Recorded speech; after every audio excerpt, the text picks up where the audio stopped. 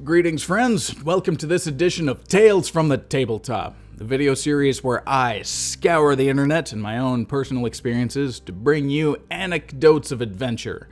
The fun, the funny, the farcical, and the teachable moments. And I take my favorite one and I illustrate it for your listening and viewing pleasure. Thanks so much for joining me again. Great to have you. And this is perhaps the first or second time I have worn a shirt other than my plain black button-up. Let me know what you think. Our first story comes from World Gone Away, and it is titled, Obnoxious Munchkin and the Room of Infinite Wishes. Many years ago, the group I regularly played with was approached by the owner of the local game store, and we were told that there would be a kid hanging around, and he wanted us to try and show him the ropes of D&D. We agreed because we were always inclusive and accommodating. At the time, however, it struck me as kind of odd as to why the game store owner didn't want to include him in his own game. That should have probably told me something.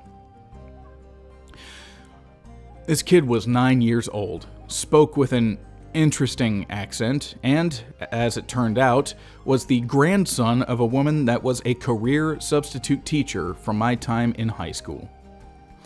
I decided to start him off in a game run by me, with the other players being my brother and a friend of mine.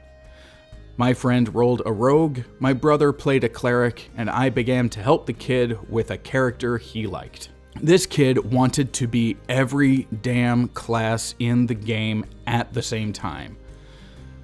I told him that multi-classing is not normally recommended for beginners, but he wouldn't let the idea go.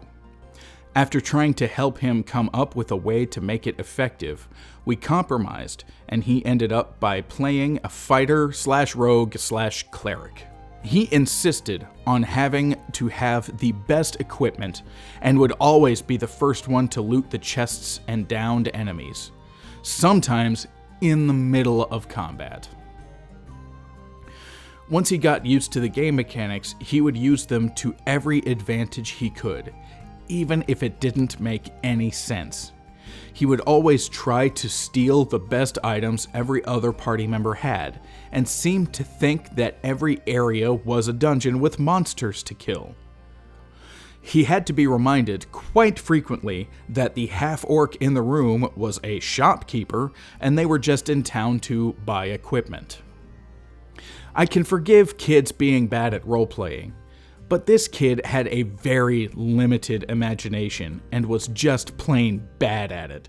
So bad, in fact, that it was sometimes side-bustingly hilarious. Possibly the most irritating thing he would do would be adding things to his sheet without DM approval. He wasn't even sneaky about it.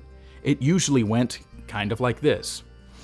I cast Fireball. But you're not a mage. Scribble, scribble, scribble. I am now!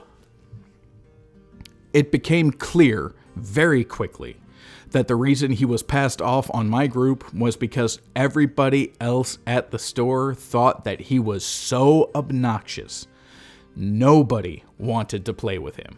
But tragically, or perhaps quite fortunately, he was too myopic and numb to be personally offended by it. So it eventually became my duty to make sure that this kid enjoyed his gaming experience and left everybody else alone. They had basically handed me their problem, so I was stuck with him. At one time, the store owner told me that I really didn't have to let him back in if he ended up being too much. But honestly, he was just young, and it's a rather cruel thing to never let this kid have the opportunity to try and grow out of this. OP, you are a peach, and salute to you. Salute to you. You're a better man than me.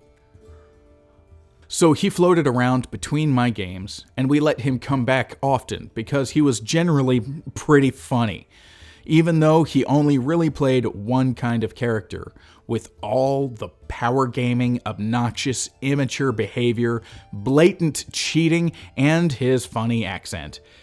He kind of became a meme. My friend from the beginning of the story was running a game, probably the last one the kid ever played in with us, and the way that he normally handled the wish spell was that you could wish for anything, but he would be very picky about the wording, and he usually gives you something that you did not want. Kind of like if you were to say, I wish for $1,000,000, you would have 1,000,000 male deer. But as it turned out, toward the end of the game, we came into a room, an extra-dimensional space, where if you ever wished for anything, you ended up getting it. He decided, for the purposes of this one room, he was going to be less picky.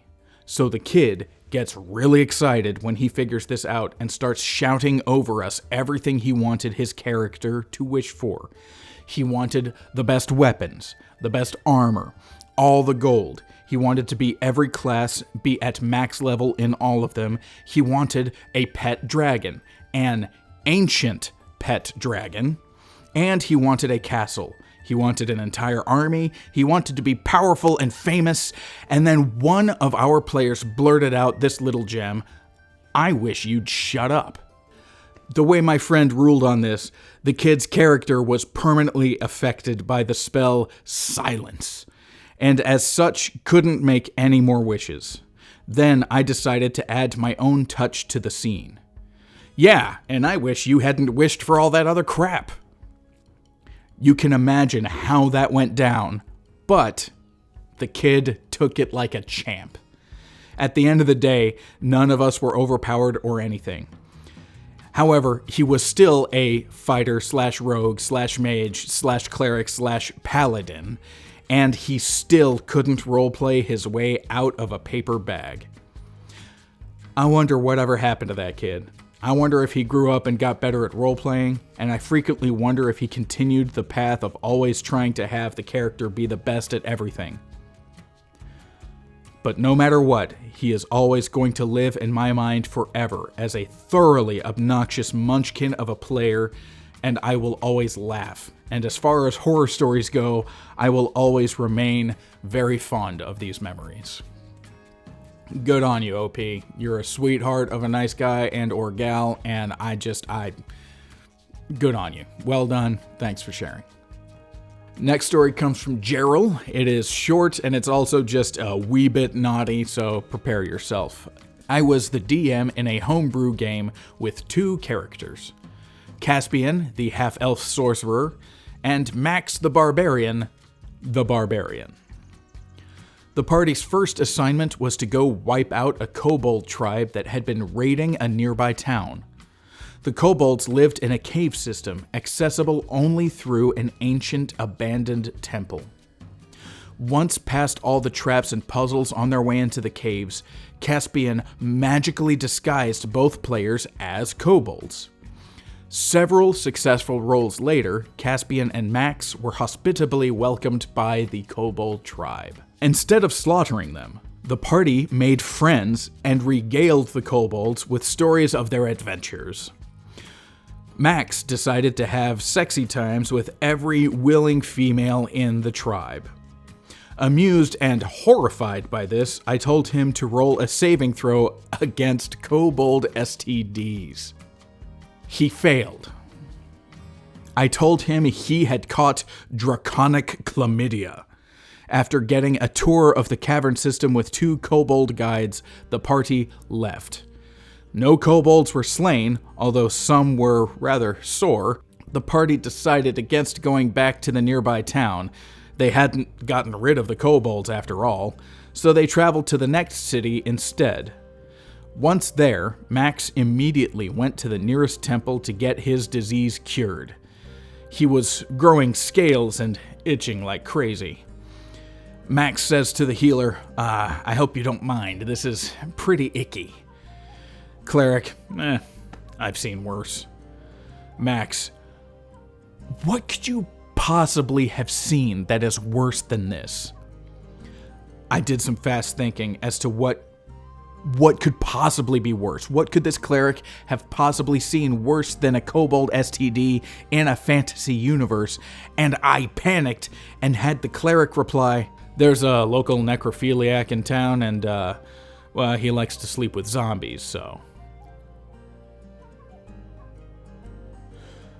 The look on Max's player's face was priceless. Max, after a time, said, "I should not have asked." Indeed, Max. Indeed. Our next story is by John, and it is titled Chalcites and the Wand of Wonder. And this comes from a series of stories from a now defunct blog that has a lot of cool stories that I've been reading on the Wayback Machine, so I'll post some more of those. But it is continuing the adventures of Chalcites, King Grom, and Usajik, or Usajik. I'm not sure how that J is supposed to go. One of their first magical items they found was something that would change them and the campaign forever. Cal had horrendous luck, like epic level failure when it came to his rolls. It wasn't uncommon for him to go 3 rounds without landing a single attack. His rolls outside of battle were no better. So when we found a Wand of Wonder, a wand enchanted to do any of number of things, it rarely turned out well for us. Traveling through a city, a massive sinkhole opened up in the center of town. Undead began clawing their way out, eager to destroy any living creatures. The 3 heroes fought alongside the city guard, though apparently NPC guards roll as poorly as poor Chalcites. Cleaving through zombies, eventually something bigger escaped the evil pit. Some sort of hell beast. Usajik, the paladin, fought zombies and skeletons on the street level, while Grom climbed up to the rooftop in an attempt to maybe jump at the flying hell beast. Chalcites, on the other hand, wanted something with a bit more punch than his dual longswords. He looted a magic shop and found some wands. None were labeled, and the shopkeeper was either dead or had run away. But Cal grabbed them and ran to fire at his enemies. King Grom stood on a rooftop, crown on his head, waiting for the flying hellbeast to fly so that he might leap for it. Down below, Cal pointed his wand of choice and let it fly. "Roll a d20, said our dungeon master, and so he did. The DM continued, Grom sees the hellbeast flying toward him before disappearing into nothingness. But you can still hear its wings flapping before a flame spews out from nowhere. He turned the hellbeast invisible. Great job, Cal. The beast was eventually killed after Grom chucked the javelin into its side so he knew where it was and could properly aim. This enabled Grom to jump on it and swing his great axe. However, Cal wanted one more shot with the wand, so he rolled. Our DM spoke the words Grom desperately did not want to hear. Grom, you see a blast of flame rocketing toward you and the hellbeast that you are riding. Cal had cast Fireball. 2 for 2. Great job, Cal. Once again, Grom's racial abilities saved him from dying. The hellbeast, however, was vanquished. The trio fortified an inn after the battle, using it as a place to rest up and heal their wounds. Cal, however, wanted new armor and left on his own to loot an abandoned armor shop. After knocking over a display rack and alerting the nearby undead, he was quickly surrounded. Surely that wand would come in handy. Cal points and casts. Now he is fighting an ogre and the undead. He waves the wand, casting again. Surely something beneficial has to happen this time. Now it's not an ogre, it is a vampire lord. And an army of the undead. It is at this point that myself, as a player, and the player of Usajik began recommending new characters for Cal to play, since he is obviously a dead man. However, somehow, Cal manages to get out of there alive, but wounded, meeting back up with his allies. Usajik was out of healing spells and had expended his lay on hands. Cal points the wand at himself and casts another fireball.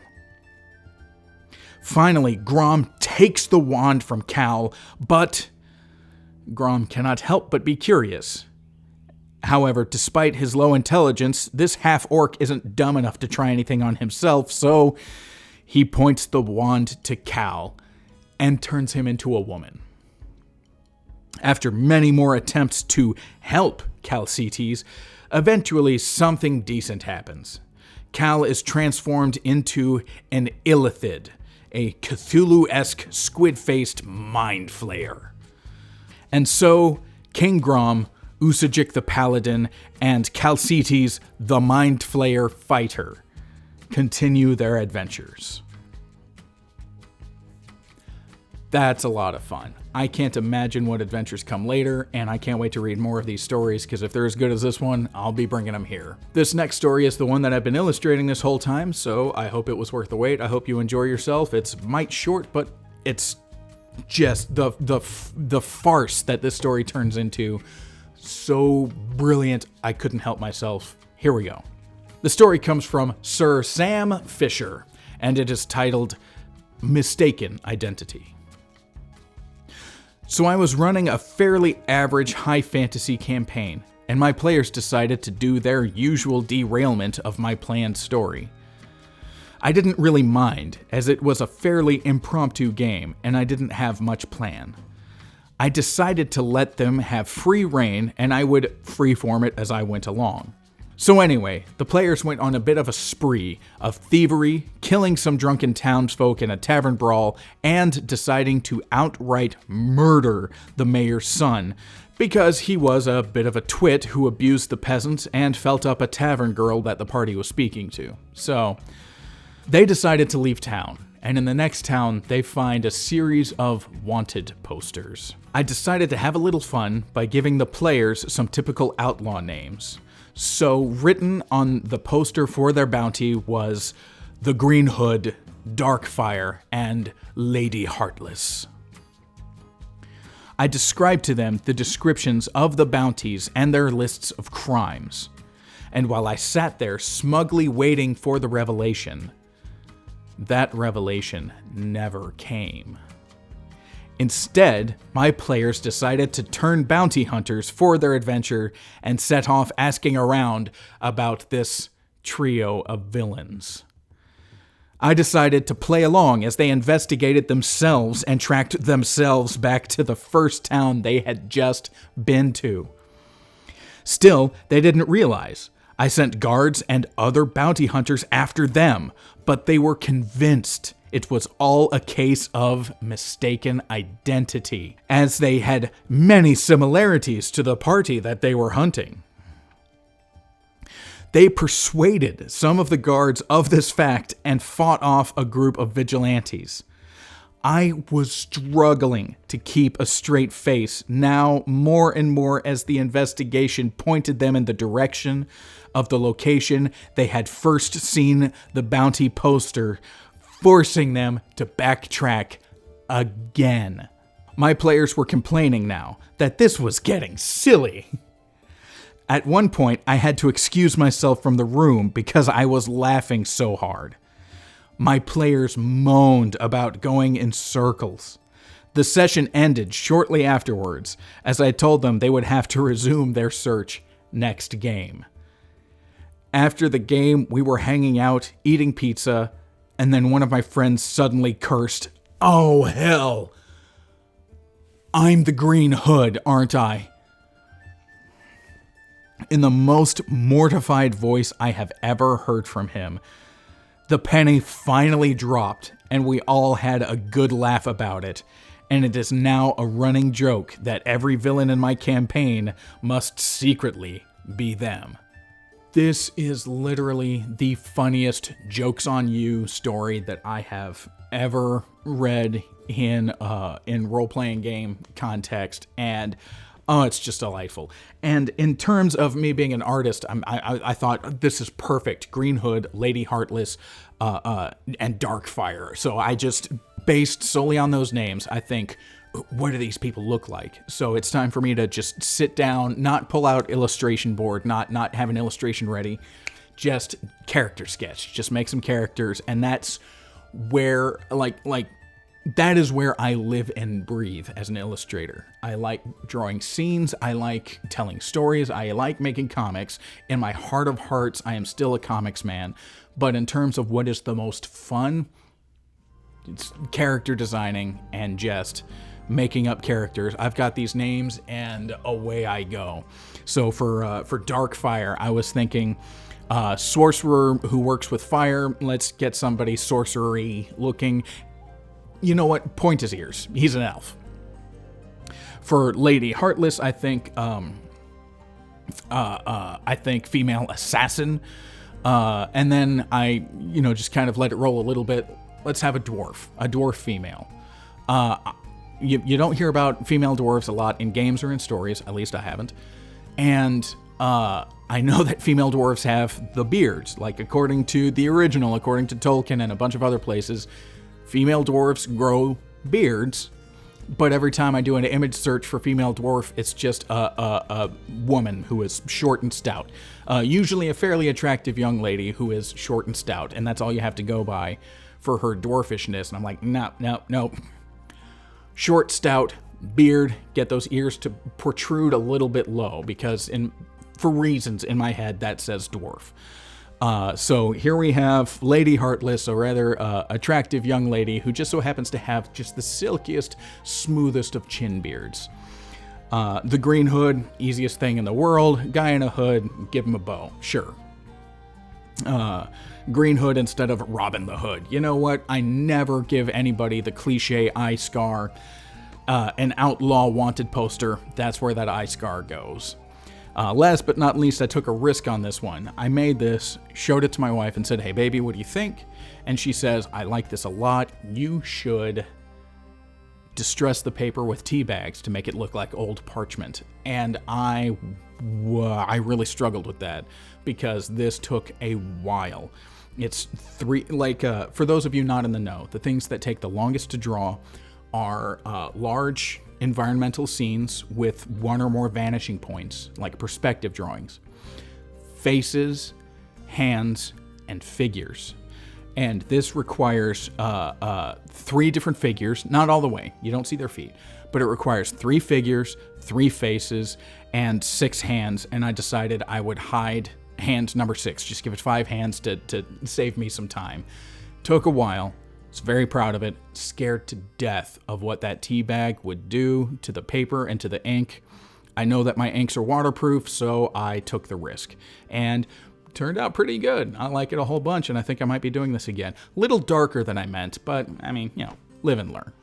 If you would like the original art from this episode, it'll be on my website, coffeeandhate.biz. Click store at the top. In the meantime, thank you so much for watching. Thank you for listening. May your dice roll high and never be cursed.